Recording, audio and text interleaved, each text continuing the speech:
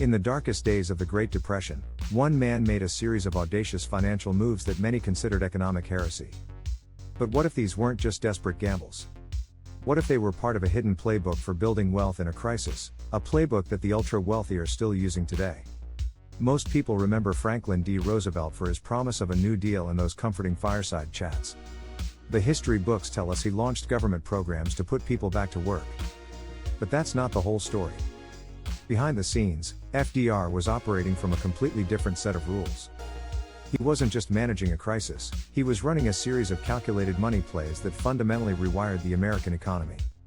The year is 1933. The American financial system isn't just broken, it's dead.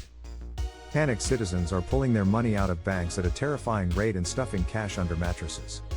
FDR's first move wasn't a jobs program. It was a bank holiday, shutting down every single bank in the country. This wasn't about shutting things down, it was about creating a moment of forced calm to sell the most valuable commodity in any economy: trust. Federal examiners swept through the banks, and only the financially sound institutions were allowed to reopen. Then came the masterstroke, the first fireside chat.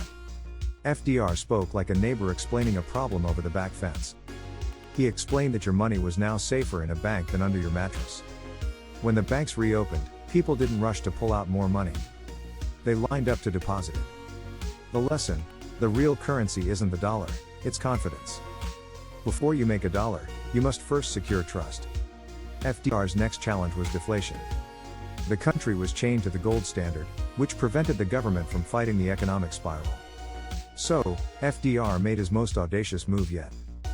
He signed Executive Order 6102, outlawing the private ownership of gold. Then, he revalued gold from $20.67 an ounce to $35 an ounce. In one move, the government's gold reserves were suddenly worth nearly 70% more on paper.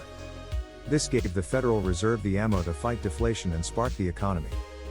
The playbook lesson is simple: the rules of money are man-made, which means they can be unmade.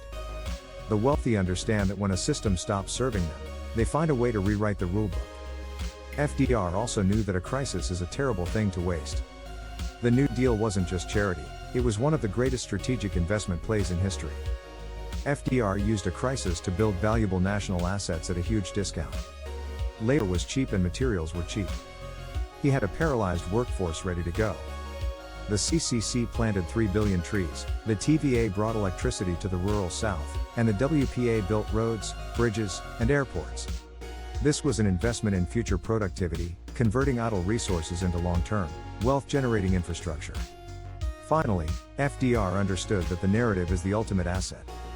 He famously said, "The only thing we have to fear is fear itself." He became the nation's storyteller-in-chief, taking the American people into his confidence through the radio. The world's most successful people aren't just masters of finance, they are master storytellers who sell a vision. FDR didn't just save the economy, he sold the American people a new story about themselves, a story of resilience and hope. True power comes from understanding the hidden rules of the game.